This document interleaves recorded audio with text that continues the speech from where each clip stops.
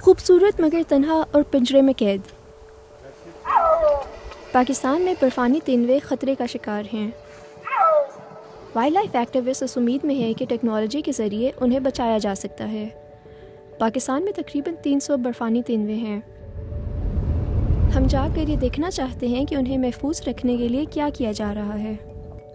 برفانی تیندووں کا رنگ سفید ہونے کی وجہ سے انہیں برفیلے پہاڑوں پر تلاش کرنا بہت مشکل ہوتا ہے۔ اسی وجہ سے ان کو شمار کرنا بھی آسان نہیں ہے، لیکن وائلڈ لائف ایکٹیوسٹ کا کہنا ہے کہ انہیں ڈاکیومنٹ کرنا بہت ضروری ہے کیونکہ ان کی موجودگی ماحولیاتی نظام کے لیے بہت اہم ہے۔ برفانی تیندوے آئیبیکس اور بلو شیپ کا شکار کر کے پہاڑوں پر سبزے کو زیادہ چڑھنے سے بچاتے ہیں۔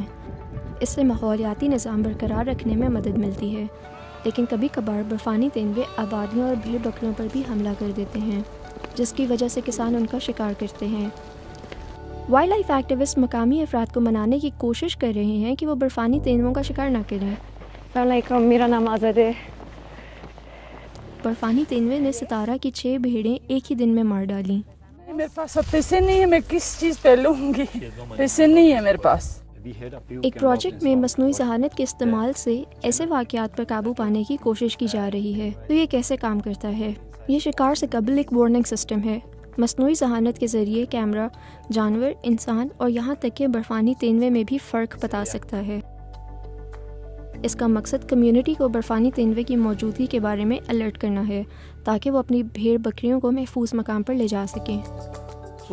لیکن سب لوگ اس بات سے اتفاق نہیں کرتے کہ ٹیکنالوجی مددگار ثابت ہو سکتی ہے۔ ہر گھر کے کم از کم 40 سے 50 مال مویشی ہوتے تھے، اب زیادہ سے زیادہ 4 سے 5 ہم نے رکھے۔ وجہ کیا ہے؟ سنو لیپرڈ کا خطرہ، گھاس نہ ہونے کی وجہ سے ہم نے اپنے مال مویشی ختم کیے۔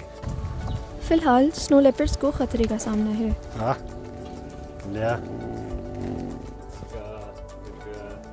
بچپن میں ہی اس کی ماں مر گئی تھی اور 12 برس سے یہ پنجرے میں ہے اور اسے شکار کرنا نہیں آتا۔ اس کی دیکھ بھال کرنے والوں کو ڈر ہے کہ اگر اسے آزاد کر دیا گیا تو کہیں اسی کا شکار نہ ہو جائے۔